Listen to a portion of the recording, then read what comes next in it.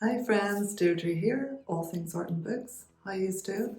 Welcome back to my channel and welcome if you're new here. I do all kinds of videos about art and books and often combine the two. Well, as you'll see from the heading of today's video, this is a book review of Northanger Abbey by Jane Austen. Despite loving books, I always struggled with classics and I think I've still got that thing in my head about school and it just being really tough to get through. And then I've been watching a few other YouTubers. There's a booktuber called Carolyn Marie Reads, I think you call her. But she was talking about classics and saying you've really gotta just look on classics as old books, because at the end of the day, the classics were once a new book and they weren't always a classic. They were published and they were just a book. Anyway, I decided I'm really gonna try and get past my fear of reading classics. And the first one I decided to try was, I actually bought a complete box set of Jane Austen's novels or completed works. And I decided to try Northanger Abbey. I really liked it, okay. I don't feel it's perfect.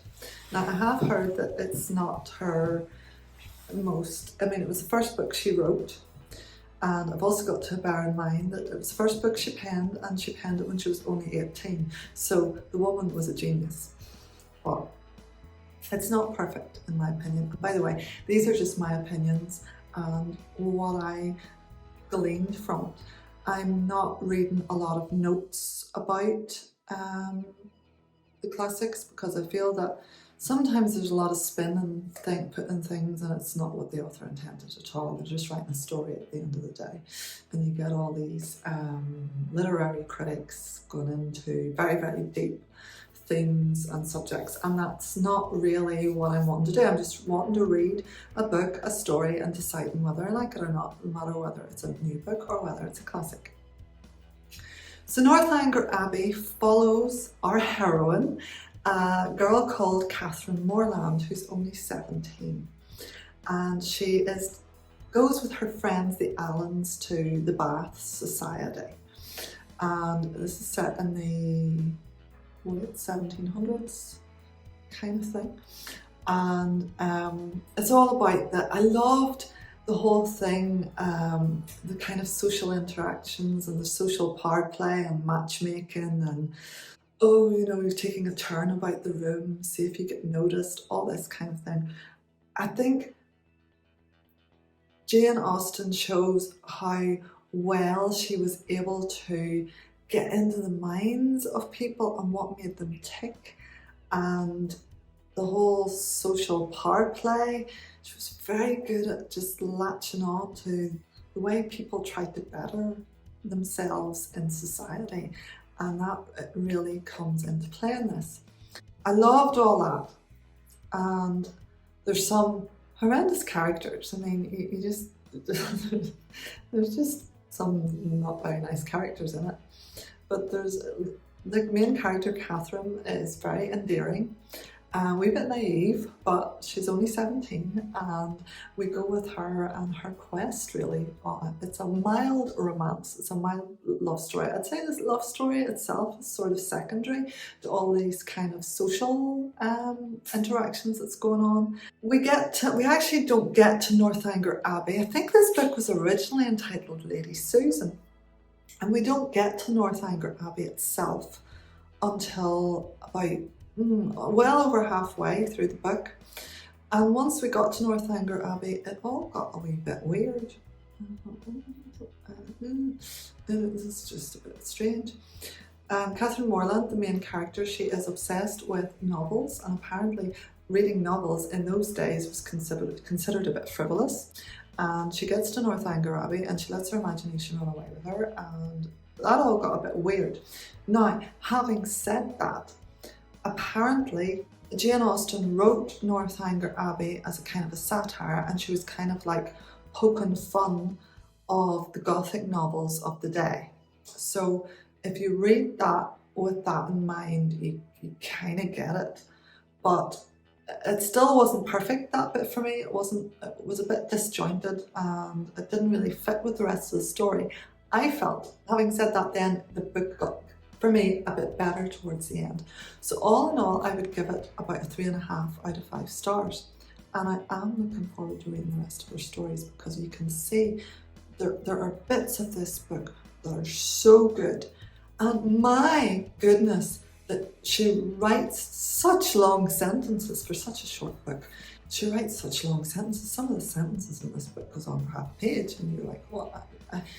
The writing was quite dense, even though it's very witty, and the writing for me was a bit dense. Now that could be the language, just from, I mean, it was written about 230 years ago. For me, that was me getting used to classics, but I took it slowly and I read it, and I really did enjoy it. And there were some strokes of absolute genius in it. Now, in this bit, she's talking about, and I love this quote, in this piece she's talking about how whenever you meet somebody, and this is so modern, it's so up to date, it can be so applied today.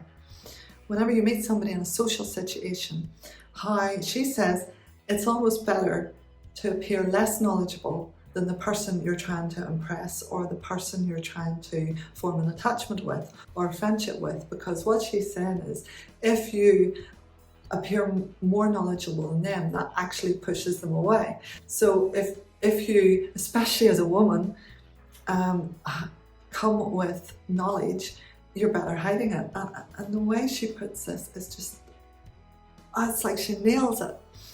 And she says, where people wish to attach, they should always be ignorant. To come with a well-informed mind is to come with an inability of administering to the vanity of others, which a sensible person would always wish to avoid. A woman especially, if she have the misfortune of knowing anything, should conceal it as well as she can.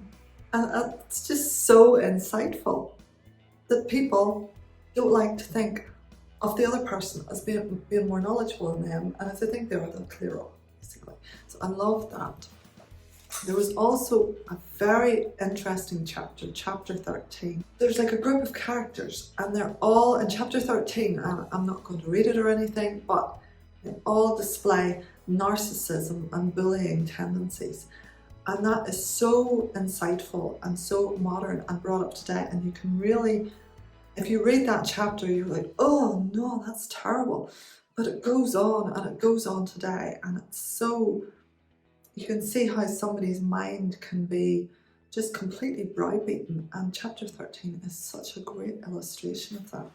And at the same time, the book can be so funny on so many levels, because there was a great line whenever there's a character in it, John Thorpe, and he comes home and he sees his sisters, who he hasn't seen for a while.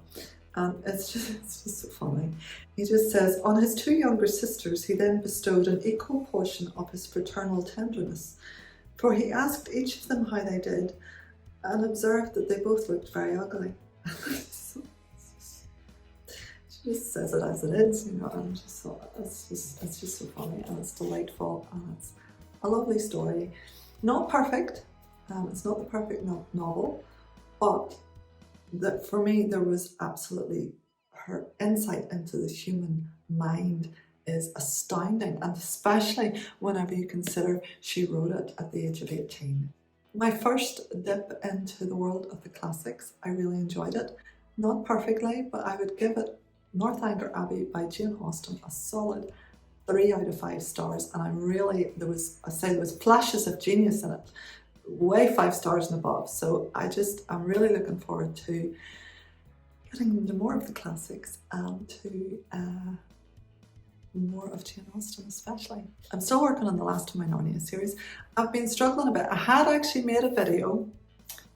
I don't think you can talk about the last battle in the last of the Narnia series without talking about the problem of Susan. And that's a whole spoiler thing, but I think you do have to talk about it if you're going to talk about that. And I didn't know whether, I had actually made a video about the problem of Susan, but I wasn't happy with it. I felt I went on a bit of a rant actually. So I don't know whether to incorporate it into the painting video or to do the finale in 2 parts where I've just got the painting and then I've got a video talking about the problem of Susan.